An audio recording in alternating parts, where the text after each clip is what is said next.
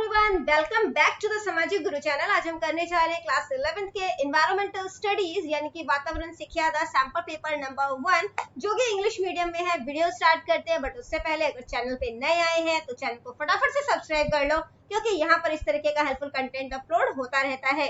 तो चलिए sample paper solve करना स्टार्ट करते हैं। पेपर बेटा आपका 40 मार्क्स का आएगा। टाइमिंग आपको 2 आवर्स की दी जाएगी। सेक्शन ए में 1 मार्क्स के क्वेश्चन है, जिसमें कि जो आंसर है आपने वो 1 वर्ड या 1 सेंटेंस में लिखना है। ठीक है, सबसे पहला क्वेश्चन है right various component of environment. Environment की कंपोनेंट जो है क्या है, ठीक है, तो वो होते हैं biotic component, biotic and abiotic component. थोड़ा सा इसको समझ लेते हैं ताकि अगर इससे रिलेटेड कोई क्वेश्चन आता है तो आप उसके आंसर भी कर पाए। ठीक है, तो कंपोनेंट्स भी लिख देते हैं आगे। तो देखो बेटा, बायोटिक, बायो का मतलब क्या होता है, लाइफ, है ना। तो जो चीज लिविंग ऑर्गेनिज्म है वो सभी बायोटिक कंपोनेंट का पार्ट होंगे। ठीक है, तो जैसे कि जो है वो प्लांट्स हो गए, एनिमल्स हो गए, ह्यूमन बींग्स हो गए। ठीक है, तो ये सारे जो है वो बायोटिक पार्ट हो गए। अब इसी तरीके से जो अबायोटिक है, अगर ये लिविंग है तो वो नॉन लिविंग हो जाएगा। ठीक है, तो जो भी नॉन लिविंग थिंग्स होते हैं वो सब जो है वो अबायोटिक कंपोनेंट बनाते हैं। ठीक है, जैसे कि एयर हो गया। ठीक है, अगला क्वेश्चन देखते हैं जो कि है right various minerals obtain from sea. समुद्र से मिलने वाले कौन कौन से मिनरल होते हैं वो हमने बताना है। तो सॉल्ट हो जाएगा, जिसको कि हम लोग जो है वो सोडियम क्लोराइड भी बोलते हैं। ठीक है, सोडियम क्लोराइड। इसके अलावा जो है आपको जो है वो आयोडीन मिल जाता है, गोल्ड मिल जाता है, पेट्रोलियम मिल जाता है। ठीक है, इसके अलावा पोटेशियम मिल जाएगा, मैग्नीशियम मिल जाता है, कैल्शियम मिल जाता है। ठीक है, अगला क्वेश्चन है right the main causes of unemployment. Main cause बोला है तो एक ही रीजन बताना है वैसे तो। ठीक है, या आप मैक्सिमम टू मैक्सिमम 2 रीजन यहाँ पे बता दो। अनएम्प्लॉयमेंट के रीजन क्या है वो आपने बताने हैं। ठीक है, तो लैक ऑफ जॉब यहाँ पे लिख देते हैं आंसर। ठीक है, तो आंसर थर्ड हो गया बेटा आपका, lack of job opportunity. Job opportunity की कमी होगी तो भी जो है वो बेरोजगारी होगी। ठीक है, जॉब अपॉर्चुनिटीज। इसके अलावा पॉपुलेशन ग्रोथ जो है, रैपिड पॉपुलेशन ग्रोथ होगा, पॉपुलेशन बहुत ज्यादा ग्रो होगा तो भी जो है वो अनएम्प्लॉयमेंट होगा, पॉपुलेशन ग्रोथ। इसके अलावा जो है अगर lack of education and skills है, स्किल नहीं होगा तो भी उनको रोजगार कैसे मिलेगा, है ना। तो lack of skills and education.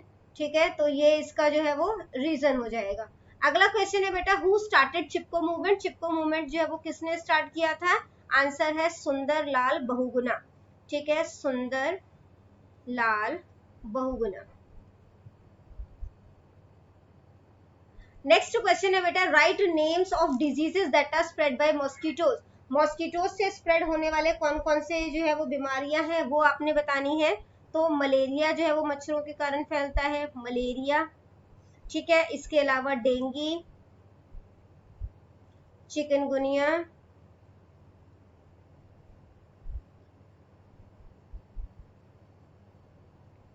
Zika virus. ठीक है, अगला क्वेश्चन है एमसीक्यू है, 1 नंबर के क्वेश्चन है elements of our environment are. तो हमारे इन्वायरमेंट के एलिमेंट्स जो है वो कौन कौन से होते हैं, अर्थ और वाटर भी है, एयर एंड एनर्जी भी है, स्पेस भी है। तो आंसर हो जाएगा all of these. Next question है which of the following are satellite cities. Satellite cities Noida भी है और फरीदाबाद भी है। तो आंसर हो जाएगा बोथ ए एंड बी। ठीक है, इसके बाद अगला क्वेश्चन है which of the following sorry according to law what should be the age of girls at the time of marriage. Marriage के टाइम में गर्ल की एज जो है वो कितनी होनी चाहिए, एटलीस्ट 18 ईयर्स तो होनी ही चाहिए, है ना। अगला क्वेश्चन है which of the following is fresh water resources. तो फ्रेश वाटर रिसोर्सेज के जो है वो क्या क्या सोर्सेज हैं वो आपने बताने हैं। तो lakes, falls and rivers. Answer हो जाएगा ऑल ऑफ दीज। नेक्स्ट है when Bhopal gas leakage tragedy happen. तो भोपाल गैस की जो लीकेज है वो कब जो है, मतलब ये जो दुर्घटना है वो कब हुई थी, तो ये हुई थी 1984 में। इसके बाद बेटा ट्रू फॉल्स स्टार्ट हो जाता है। Lithosphere, hydrosphere and atmosphere are the abiotic component of environment.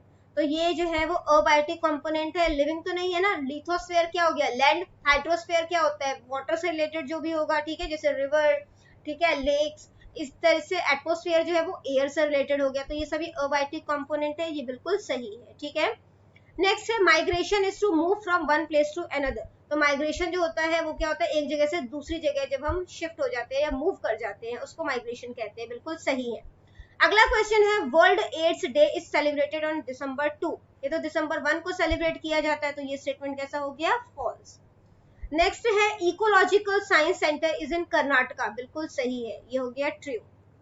Next है world environment day is celebrated on June 5। ये भी सही है, June 5 को जो है वो वर्ल्ड इन्वायरमेंट डे जो है वो सेलिब्रेट किया जाता है।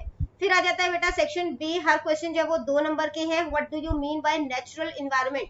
नेचुरल इन्वायरमेंट से क्या समझते हो? तो नेचुरल इन्वायरमेंट से हम सभी लिविंग और नॉन लिविंग थिंग जो कि नेचुरली होता है हमारे इन्वायरमेंट में, ठीक है, जिसके अंदर की air, water, land, plants, animal and ecosystem शामिल है। It exist without human intervention and forms the basis of life on the earth. इसमें इंसानों का हस्तक्षेप नहीं होता और इसके थ्रू जो है वो लाइफ जो है वो पॉसिबल हो पाती है, ठीक है। अगला क्वेश्चन है पॉवर्टी क्या है, यानी गरीबी क्या है? तो poverty is the state of lacking sufficient financial resources to meet basic needs such as food, shelter, education and health care. तो पॉवर्टी जो है यानी जो गरीबी है उसमें फाइनेंशियल रिसोर्सेज जो है वो इतने कम होते हैं उस किसी पर्सन के पास कि वो अपनी जो उनकी रोज की जो जरूरतें हैं उसको भी पूरा नहीं कर पाते, जैसे कि खाना, ठीक है, घर, एजुकेशन या जो हेल्थ केयर है, ठीक है। People in poverty often struggle to afford essential living requirement. ये अपनी जो है वो लिविंग जो रिक्वायरमेंट है, जो जरूरी चीजें हैं, जैसे कि हमने ऊपर डिस्कस किया फूड, शेल्टर, एजुकेशन, है ना, इसके लिए काफी स्ट्रगल करते हैं और ये पुअर कंडीशन में रहते हैं।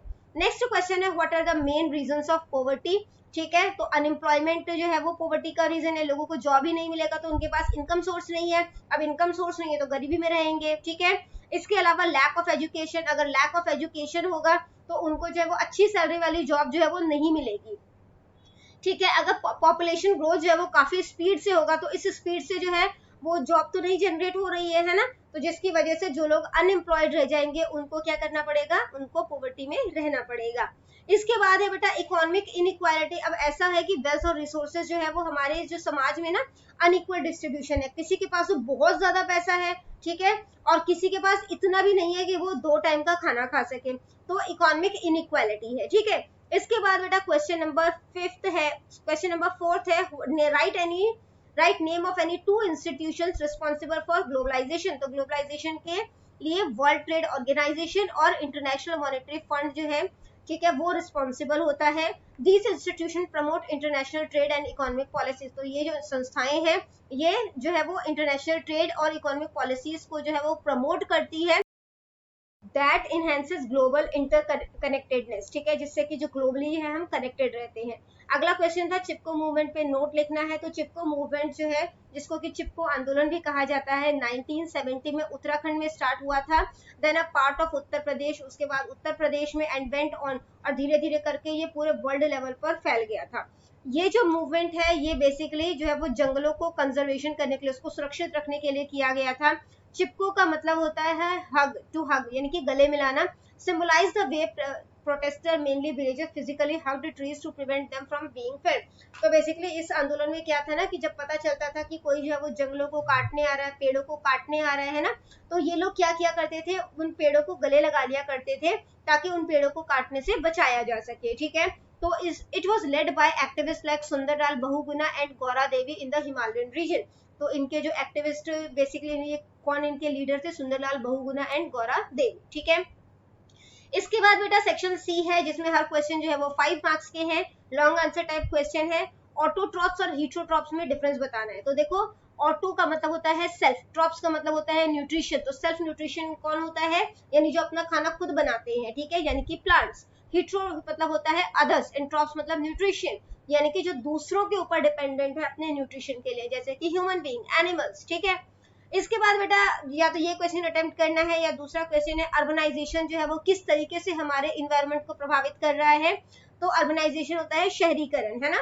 तो जब शहर जो है वो डेवलप होंगे तो इससे जो है वो बेसिकली क्या होगा कि पोल्यूशन जो है, क्योंकि इंडस्ट्रीज वगैरह बनेगी, पोल्यूशन जो है वो क्रिएट होता है।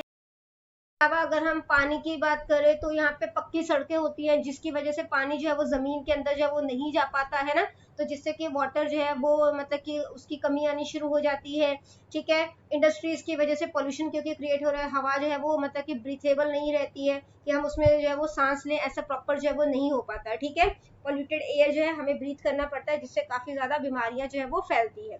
अगला क्वेश्चन है how does soil and water gets polluted by citizen, तो सिटीजन जो है वो मिट्टी और वाटर को किस तरीके से पोल्यूट करते हैं, तो जो है वो मतलब कि डस्ट वगैरह इधर से उधर फेंक देते हैं, या जो है वो प्लास्टिक का ज्यादा से ज्यादा इस्तेमाल करते हैं। ठीक है, वो प्लास्टिक जो है वो हवा के साथ उड़कर नदियों में नालों में बह जाता है जिसके कारण जो है वो वाटर पोल्यूट होता है। ठीक है, अगला क्वेश्चन है, या तो अगला क्वेश्चन अटेम्प्ट करना है कि सोशल और इकोनॉमिक डेवलपमेंट क्या होता है, तो जब हम सोशली डेवलपमेंट करेंगे उसे सोशल डेवलपमेंट कहते हैं, और जब हम इकोनॉमिक लेवल पर, ठीक है, आर्थिक लेवल पर जो हम डेवलपमेंट करते हैं, विकास करते हैं, तो उसे इकोनॉमिक डेवलपमेंट कहा जाता है।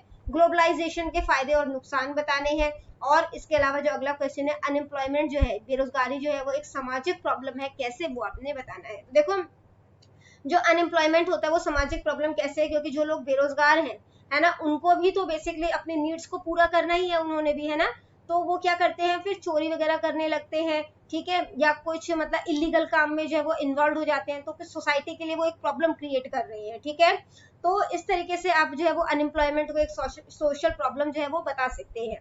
तो बच्चों ये वीडियो हो जाती है हमारी यहीं पे खत्म। इनकेस आपको कोई भी डाउट है तो आप कमेंट सेक्शन में क्वेश्चन कीजिए, आपको रिप्लाई करने की पूरी कोशिश करूंगी। Thank you very much and all the best for your exams. Bye bye.